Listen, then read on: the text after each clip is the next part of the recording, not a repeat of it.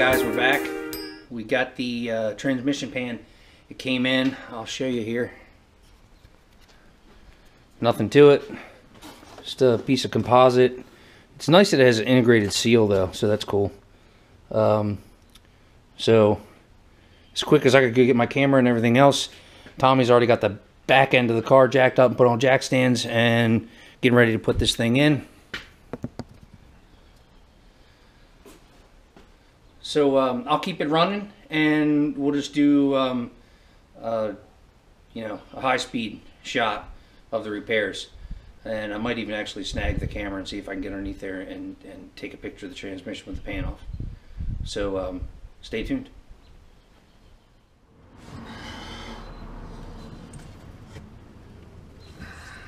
I guess it's clipped in there.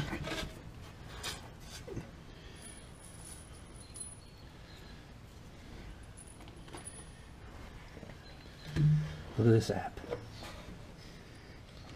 Huh. That's pretty cool.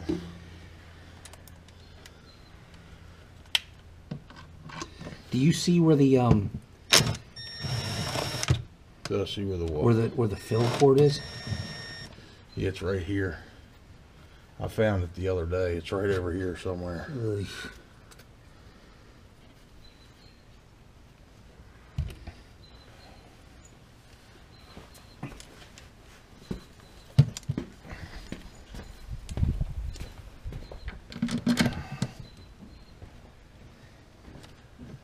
I gotta get my phone charger.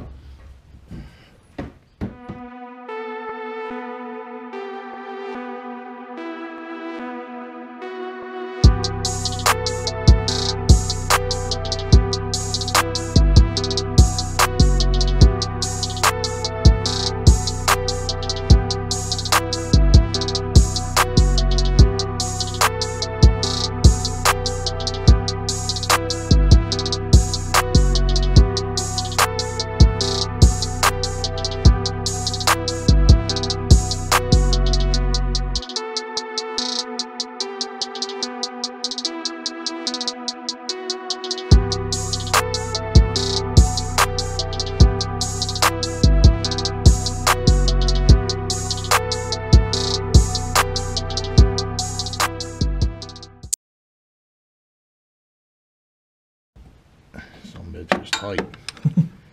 Man, I hate to break that thing. Good Lord, that would suck.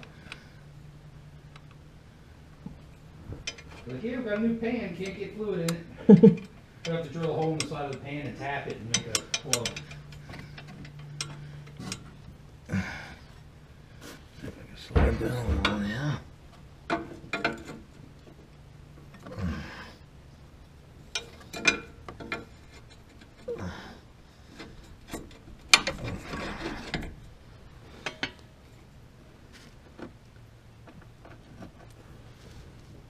I'm afraid to put any more on it. It's like bending the Allen key. Look that up, see if that's reverse thread. Jeez, look when you're trying not to. Yeah, about to. ZF, it's a ZF transmission.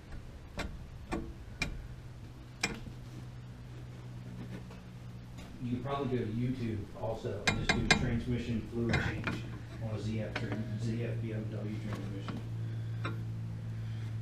This transmission fluid smells terrible.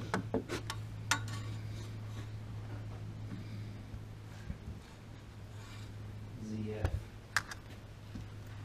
Is there more than one port up there? No. I thought the port was on the other side, but maybe not. No, this looks just like the port that I seen. and there's no other.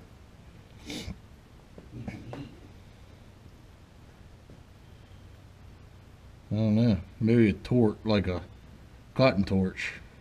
Cut this some bitch right out of there. How about on a ratchet? An Allen key on a ratchet? I don't know. I mean, it's essentially.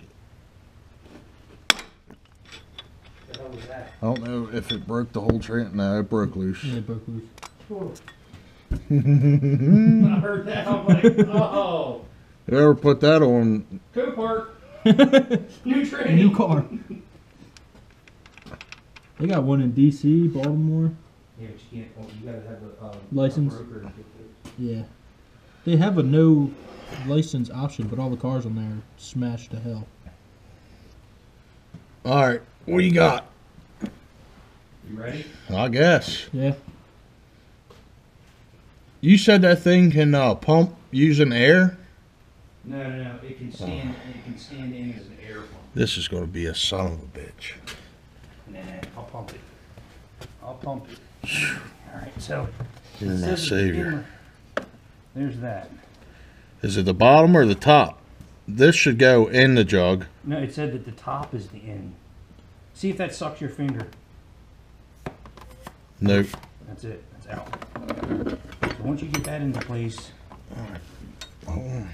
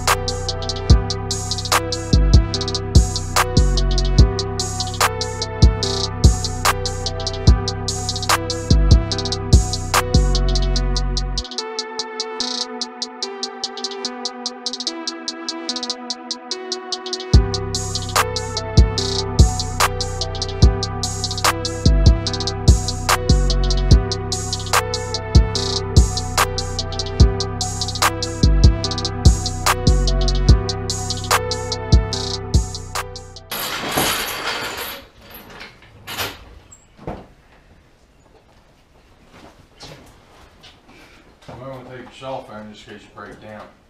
Or beat the horn 3 times. It moves.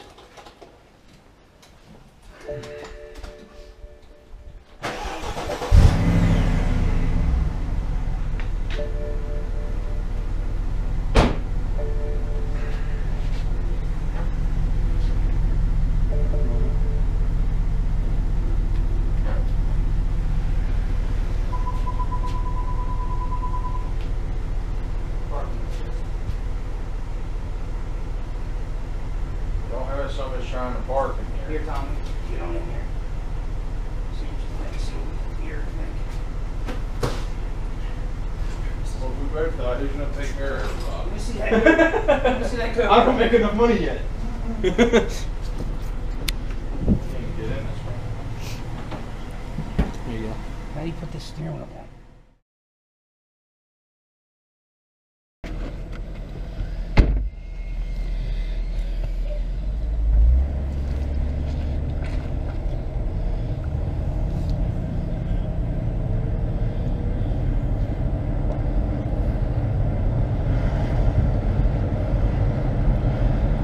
Boom! The airbag blows.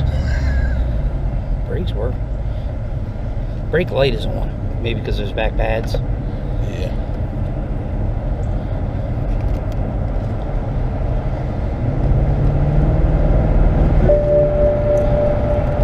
Active steering.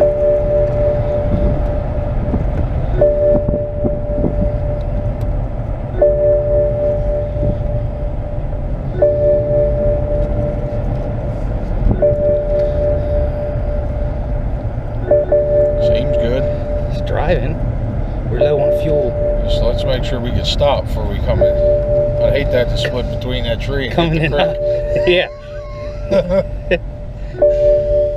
Did you bring your phone? Because I didn't bring mine. No. Code sound was horn beep 3 times.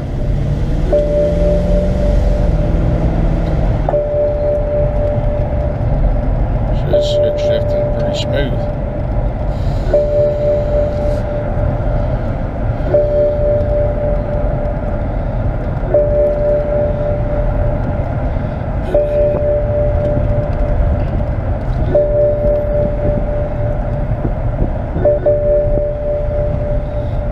What's that beeping? Oh, fuel probably? Because I got a low fuel lane. Should I go get some? No. Huh? No. Cop right by and see that. You got a quarter tank. A little under a quarter tank.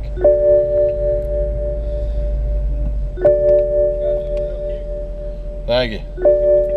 I got an alarm and I don't know what it is. Oh, Seat seat belts. But for now it's running. We're gonna go get fuel in it. Here we go. What was that? We were getting fuel.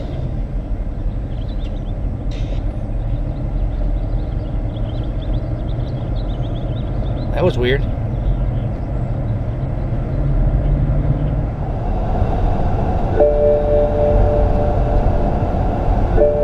Alright, so the car was driving. It's got a weird chatter in first gear and second gear if you give it a lot of gas. Third gear and all the rest of the gears in manual mode, you can romp it and it'll go. So I don't know if there's something still weird with the pressure. If maybe we don't have the maybe we don't have the fluid exactly right. Not 100% sure. But I don't know, at least it's moving for now. So do a little more research, diagnostics, and see what we can come up with. Power steering seems a little tight also. So another thing is too, this battery, I mean, like I said before, I've been reading a lot online that they're really particular about the battery. So I don't know, maybe this battery also being weak might have something to do with the shifting. I'm not sure yet, but we'll get it figured out.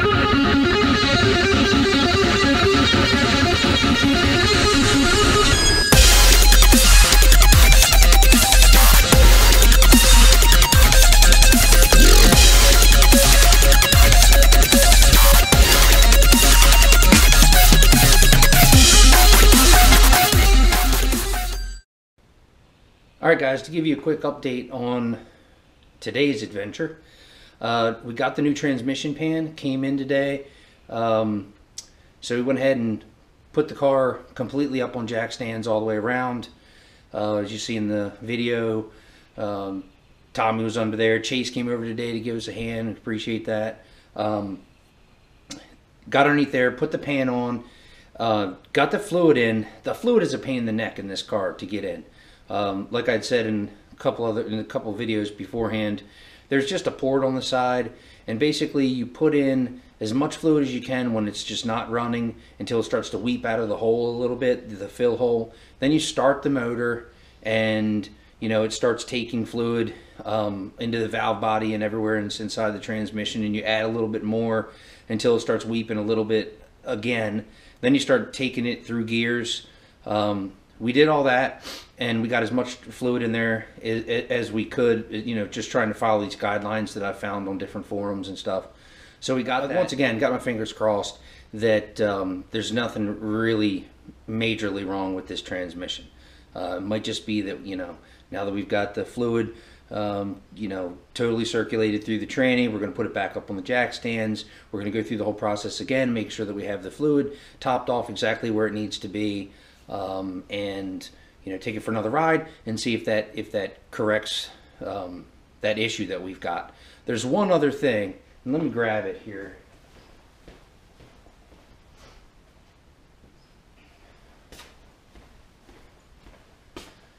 So I know some of you probably think that we're crazy for not doing it, but we're trying to limit the labor or unnecessary labor when it comes to this car. So not having any idea and seeing the carnage of that pan with the transmission, we had no idea whether or not this transmission was going to move at all, okay? Because it wouldn't get off the trailer. I mean, like I said, it felt like it was doing nothing when you put it in gear.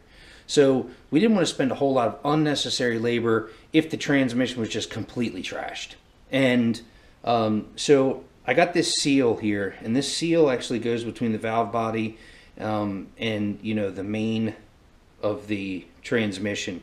And I know that this seal over time can degrade and allow a lot of pressure, line side pressure, to escape, and the stock seal could be bad.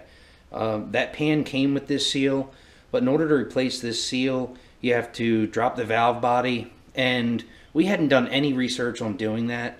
So we didn't know what type of springs or ball bearings could have possibly came out. We just weren't prepared to take the valve body out of the transmission.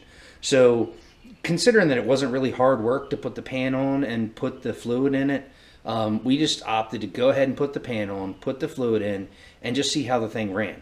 It was kind of a crapshoot. We could have just jumped in it and everything could have been perfect, and to take the chance of taking the valve body out and potentially losing something or doing something wrong, we just opted not to do that right then. Now hindsight 2020, since first and second gear acting funny, then I've done a little bit of research this afternoon, while we're cleaning up and all that kind of stuff. This seal could be the culprit in why first and second gear have that wonky slippage chatter thing going on. So like I said, hindsight in 2020, we probably should have done it. We probably should have just stopped what we were doing and done a little research, and figured out exactly what entailed taking that valve body down and doing this step. We did have active steering malfunction or active steering disabled, and that was there when we first applied power to the car, and it was on until I took it for a drive. As soon as I turned out of the driveway and went up the street, that went away, and it hasn't come back. And I can tell you that the power steering felt really hard until I drove it up the street. And then, now the wheel spins like butter, and that active steering malfunction is gone. So like I said, all those little anomalies in the electrical stuff, they're just not existing in it anymore, so that's good. So anyway, one step at a time. We did, as you saw, wash the car, and that was just to try to get the Copart lot garbage and dust and dirt and grime off of it. It's just much easier to work on the vehicle when it's cleaner, especially the underbody. I guess the lot was muddy, and just the fork trucks and all the mud, and there was mud caked everywhere. So we got all that off so that we have we can keep the garage clean and all that. So, but anyway, that's where we are, and the journey continues. I appreciate you guys watching. Please subscribe, like the video, hit the notifications button. I'm going to try to put one of these out as often as I can, and just keep this build interesting and moving forward. Once again, I appreciate all the comments and pointers that I'm getting, and I'll see you soon.